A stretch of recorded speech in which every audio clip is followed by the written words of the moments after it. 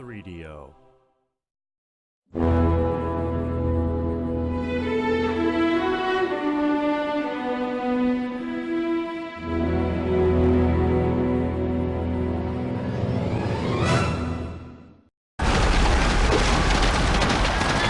Tarnum was a barbarian king before he became the immortal hero. For years, no one could stop his reign of terror. But all things must come to an end. Upon his death, he entered the legendary Hall of Judgment to stand before the ancient council. There, the ancestors found him unworthy of entering paradise, so they cast him back among the mortals where... but I get ahead of myself. You wanted to know how he became king.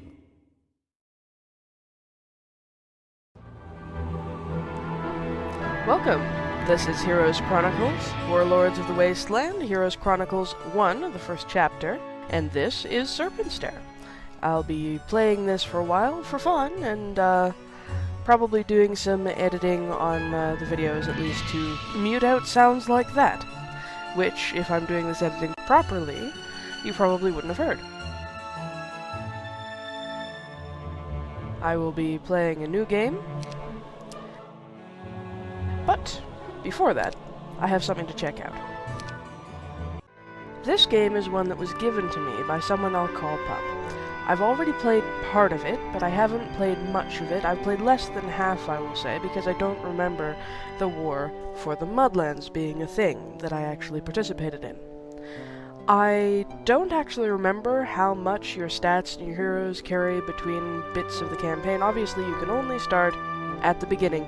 So we'll start at the very beginning to learn how the great warrior King Tarnum, barbarian King Tarnum rather, became king in the first place. So, this is the barbarian who threw off the shackles of his wizard masters and returned his people to their former greatness. This is his tale and his downfall. Tarnum must defeat the present lord of the clans Rabak so he can name himself king of the barbarians. Everyone is limited to level 6, and Tarnum's strongest captain will follow him to the next map. So I will get to carry 2 heroes to the next map. I can start with basic leadership, or I can start with 15 hobgoblins. If I start with basic leadership, it'll give me my main hero that I'll be bringing through all of this trouble, presumably, or possibly only the Barbarian King campaign. That'll give him the skill leadership, which is a useful skill, and I suppose I wouldn't mind him having it, but there's many ways to pick up interesting skills, and there may be others that I would prefer for him to have. 15 hobgoblins is useful, but not really substantial, so I guess I'll stick with the skill. And we're on normal difficulty. I don't consider myself an expert at this game. Like I said, I haven't even played all of it before, so some of this later on, if I continue playing, will be blind. That ought to be fun, at least for those people who like watching that kind of thing. Knowing where it all began will help you understand Tarnum, the choices he made, and the reason the ancestors gave him a second chance. His people suffered generations of enslavement from Braccadoon and their henchmen, men like the brutal Rabak. There we go. I actually appreciate that it actually... I was kind of expecting it there, despite the fact that I've played this before, to make the mistake of saying that he suffered generations of enslavement under the same person. Alright. Prepare for lots of reading. There is lots of text in this game. It was given to me partly so that I could experience the story, because Pup loves the story of these games. All 8 of them. There's not only 8 sections of this chapter, there's 8 chapters of Heroes Chronicles. An old man staggers up to you, frightening off some of your sheep, and stumbles right into your arms. That's when you notice an arrow in the elder's back. He's weak from loss of blood, but when he clutches your hand, you can't pull away. He tells you he's a bard, one of the last of his kind. It's hard to believe, considering your people's oral historians were outlawed by the Empire of Bracadoon long ago, because their heroic tales often spurred the barbarian clans into rebellion. Before his death, the guard gathers his strength to tell you his last story, a true history of your people that the Wizard Kings have tried to hide. Your people weren't always the slaves of the Empire of Bracadoon.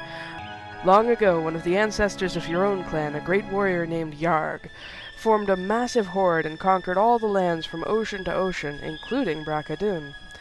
Your heart begins to race as you hear the tale. It's like the games you used to play when you were a kid, hiding out here in the wilderness away from prying eyes. With a stick for a sword, you stood up to the evil wizards, but when you grew up, you dismissed those games as a child's fantasy. But it happened. It really happened.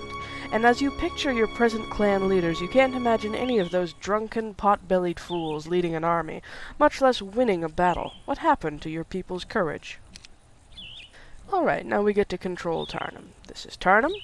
He is a level 1 barbarian, a young barbarian who has spent his entire life under the oppression of the Wizard Kings of Bracadoon, but he's always dreamed that life could be better, should be better.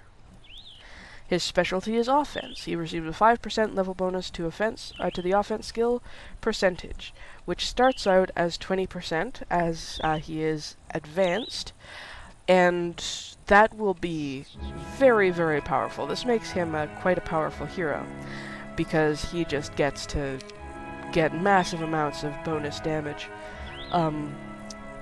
as he increases in levels. Of course, we have the map up here, which is scrolling a bit fast. And we also have battlement. And I will be building... What will I be building at first? Goblin Barracks? Wolf Pen? Orc Tower? There's so many options. There's so many different ways that you could start out. I do have lots of money, so I might as well just start building creature producers. I can get more goblins here, and I can get more wolf riders here, or I could get more of each of them here. At the fort? Yeah, it's just a fort right now. And I'll have Tarn go pick them up. When you're just starting out, especially on the first scenario, it's important to be very careful. Because if you run into a fight that you can't handle, that'll just own you and you'll die, and then you'll have to restart the game, which is very little fun for anyone. Now this is lots of goblins. It's been a while since I've played Heroes of Might and Magic 3. I'm not exactly used to the group names. You can have lots or several or a few, and they all mean, or a pack, and they all mean different things. There's also, I can't get to the Goblin Barracks without defeating these goblins. So I might want to just wander around and claim some resources first if I want to be really careful, which, for the sake of the beginning here, I will be.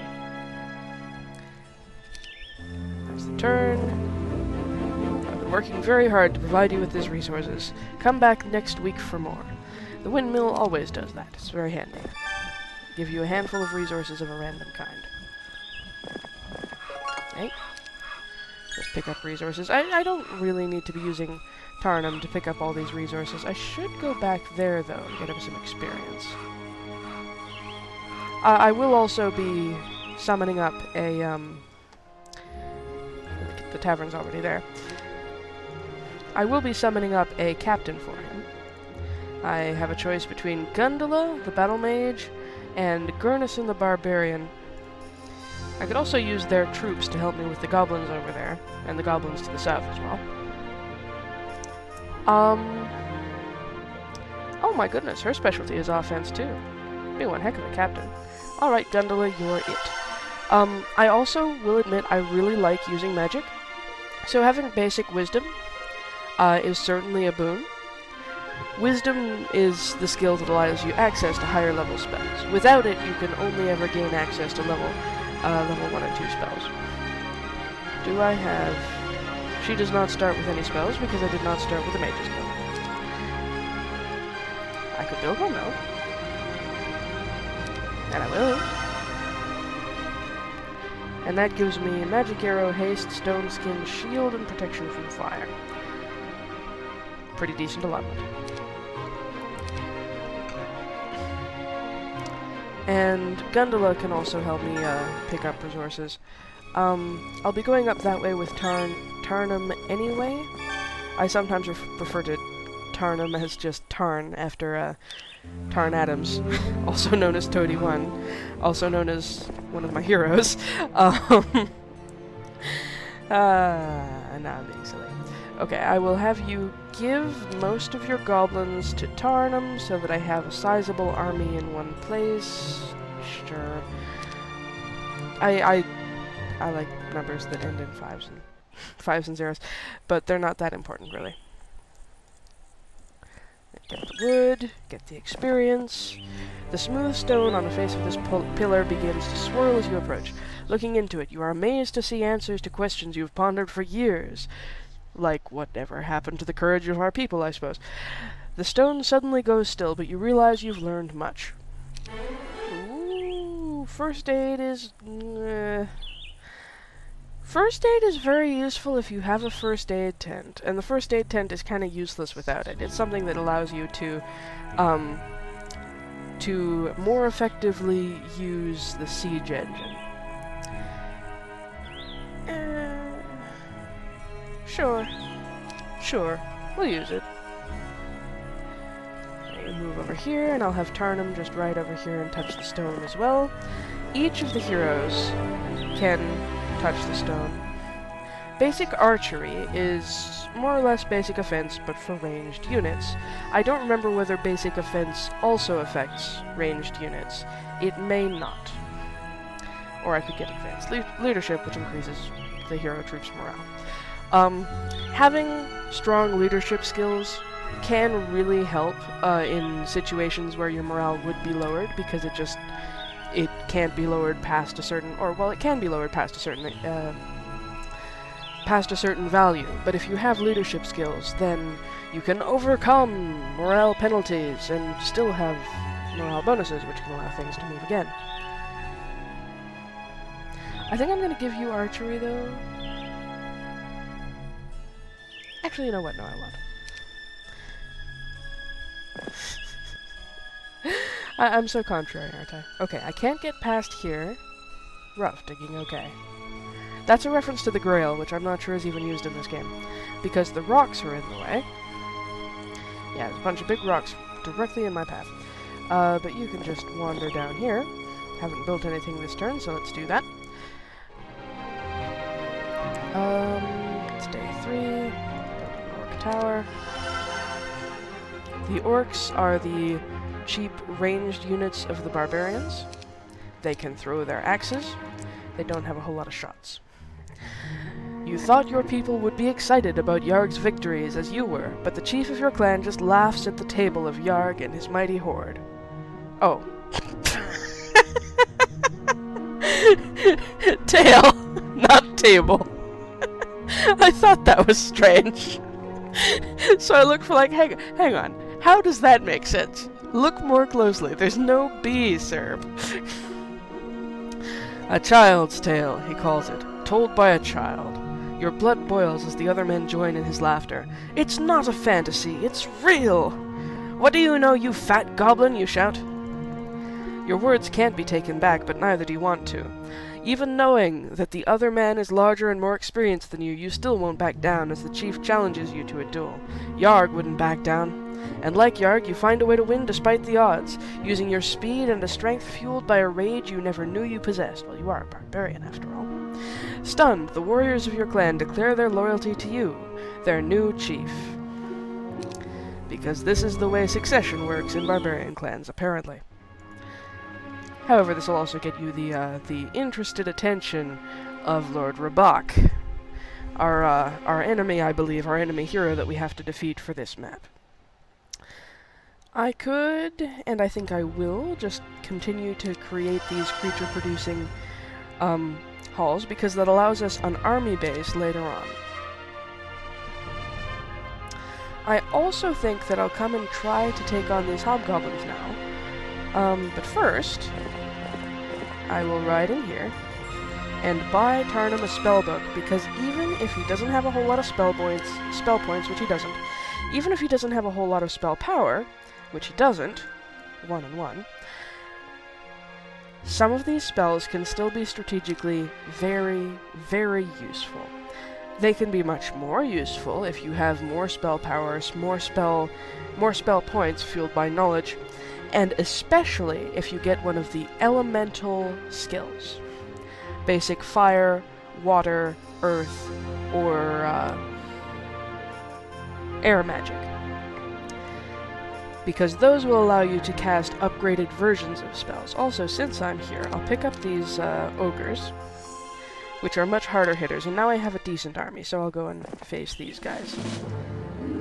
Apparently lots in this case meant 30. They are faster than any of my units. Because hobgoblins are quite fast, they're an improved unit. Also, all the barbarian units are faster on this terrain, which is handy. Now,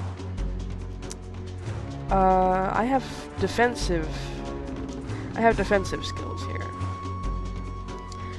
I do not know which one of these is actually more effective. Both the same amount of cost.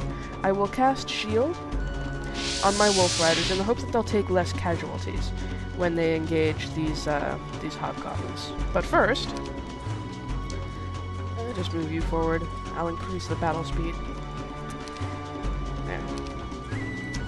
And I will definitely want to take my my ranged shot, or shots rather. There's leadership in action. Hang on. Morale. Advanced leadership gives them +2, all troops being of 1 alignment and thus in greater solidarity, gives an extra +1.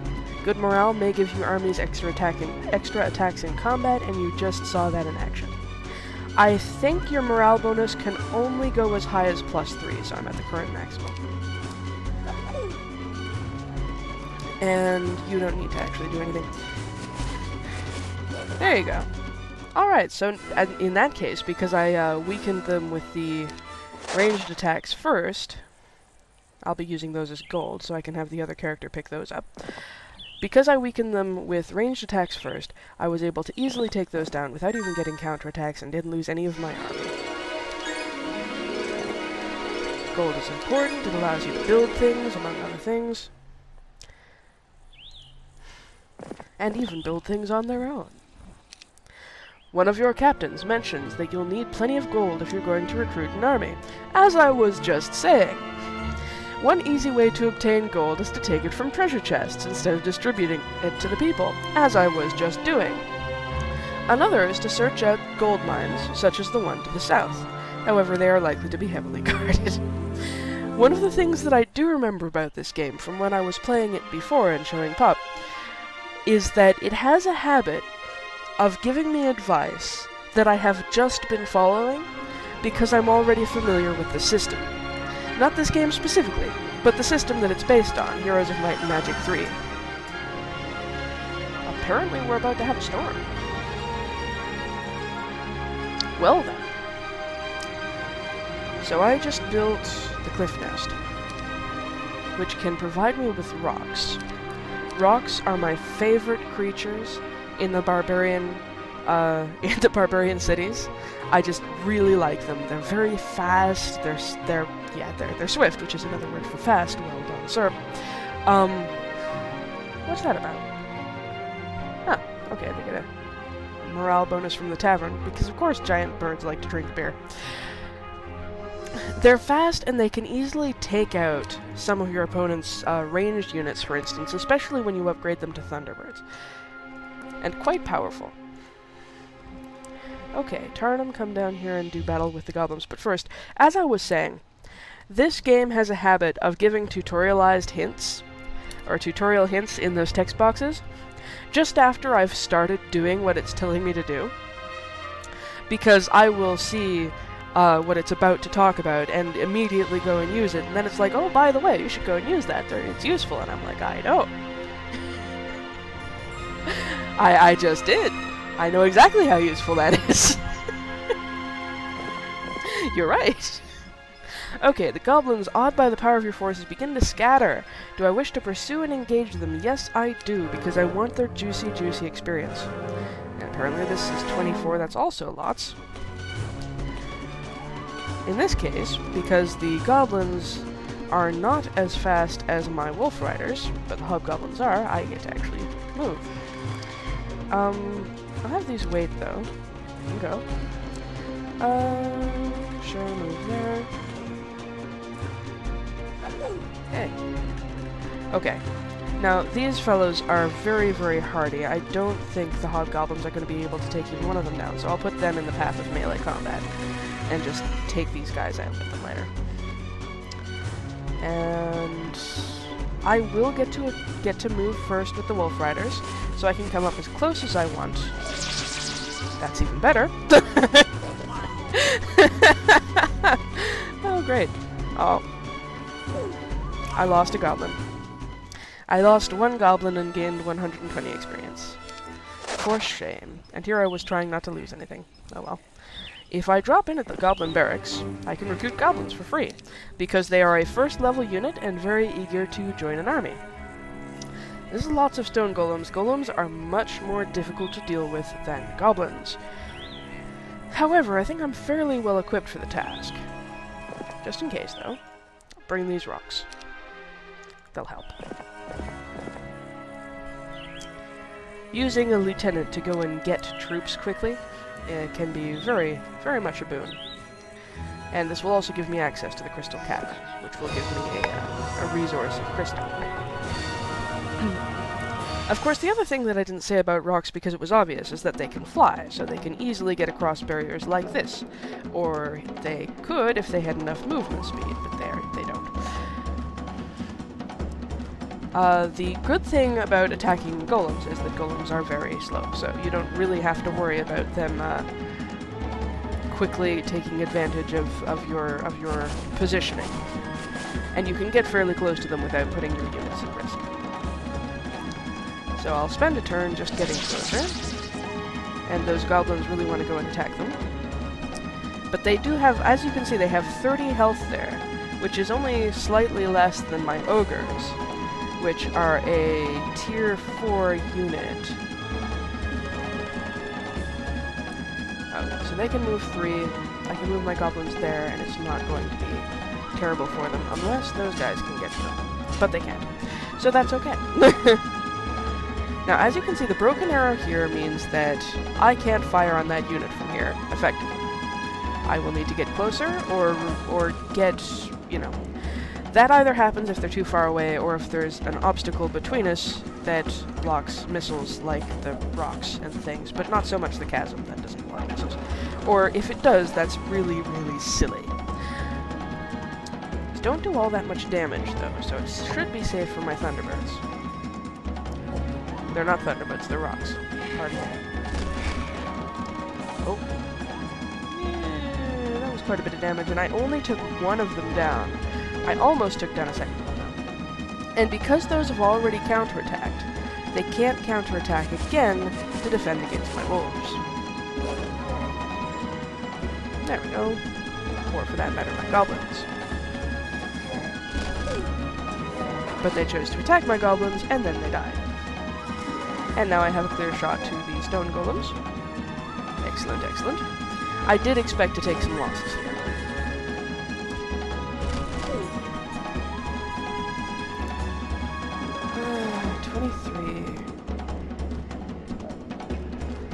That could easily be taken down by the stone golems, so I think I'll have you wait. And you. The goblins will take the counterattack because I consider them the most expendable. Oh, okay. You're not actually going to get there in time to do much, but... So I've lost a lot of goblins here, but nothing else. 25 goblins to 20 golems of mixed type. Basic scouting allows your hero to see one square further into the shroud. Useful, but not really a battle skill, and I really want my Tarnum here, as he is supposed to be a tough battle hero. So I'll save room there for Lots of ogre magi. Not touching it. I'll save room in his skills for things that are more battle-oriented. Now what? Well, I guess I just bring Gundula down here. As you eat with the other soldiers, one of them mentions that he just came from the tavern, where he saw some mercenaries who might be willing to join your cause, for the right price, of course. I did that on the second turn, so there's no need to tell me. I now have all my critter-producing buildings. I could build a mess hall, which gives me more and more goblins over the course of my game. And the citadel, of course, will also give me more units of every type. I can also build a castle on top of that. Wrong place.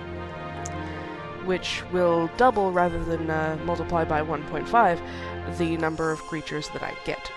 I think that's going to be my next move, because it affects everything. And getting the castle out before day 7 of the first week will give you a very strong army base for fast assaults. You'll be able to get lots and lots of soldiers out quickly, which is a boon, as you might imagine. Now, down here are Wolf Raiders, which as you can see are slightly different from Wolf Riders, despite there only being one letter difference. That difference is increased speed. I think they may have slightly more hit points and or attack power, but much more importantly, they get to attack twice on their turn. So the Wolf Riders are going to be much easier to take down. Of course, I should have no trouble with that.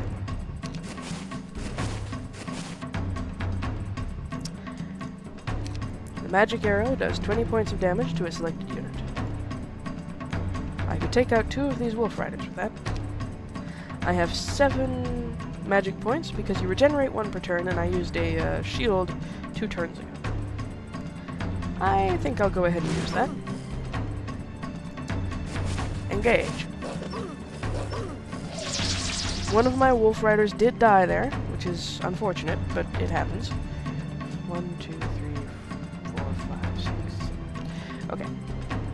I should be safe here.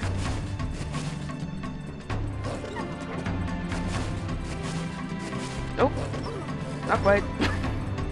Whoops. Also, the dead wolf there, which looks so sad.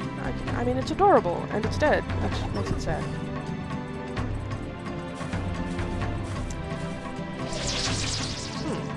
Ah! I get to bring the ogres into battle for the first time. Ogres hit hard. They're slow, but they hit very hard. It's the advantage of ogres. Now you know.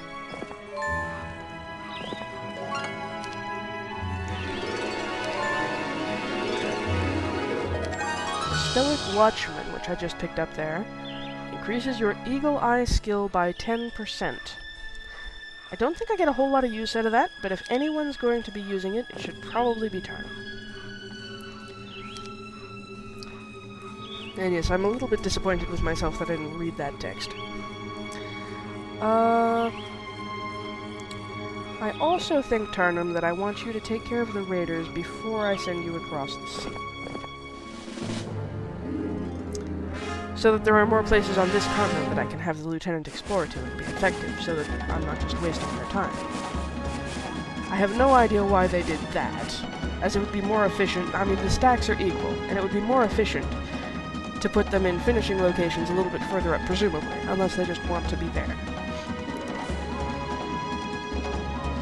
Oh, right, my rocks. However, it could be that they really just wanted to be there, so that they were just out of reach of my wolves. And even more out of reach of my goblins. You know what, if we're gonna be like that... Totally bring up the ogres, though. Oh, yes. Screw you. You see that? 4 of them took down 7 Wolf Riders at a hit. 6 to 12 damage, that is. I mean, the rocks do more damage, but they are a level higher. I will get those guys to defend, and the rock can fly. Not under any serious threat. And there's the double strike that I was talking about. That animation only happened because I had them defend instead of attack, which makes them harder to kill, as you can imagine.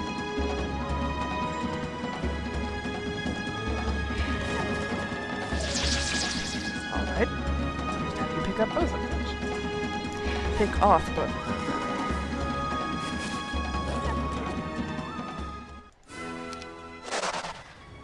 Okay.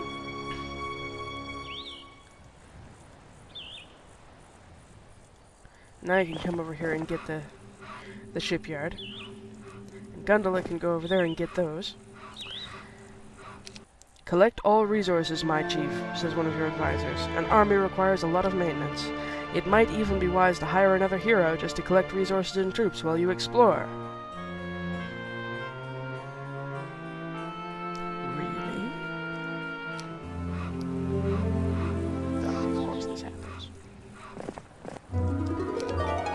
It also might have been wise to keep Tarn over here to deal over here to deal with the pikemen, so that I can collect the gem pond, but you know what. An ancient witch living in a strange hut welcomes you, teaching you archery for her own inscrutable purposes. This is one of the ways you can pick up skills. You can't decline these, though. So if you might not want the skill, it's generally a good idea to give them to a hero which is kinda less important, like in this case, Gundula. Archery, however, is a very useful skill, and I think I'll have Tarnum swing down there to get it, after picking up this bonfire, which had sulfur in it. Almost makes sense. Alright, and now there's the boat. I will build the castle, as I said I was going to, doubling my creature production for the next week. And then I will not only end my turn, but I'll save the game.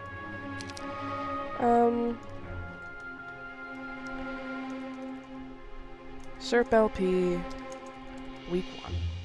Because as you may have noticed, we're at the end of day 7. Which means we're at the end of the first week. Which means it's time for me to cut the video, have a little break, drink something, and come back.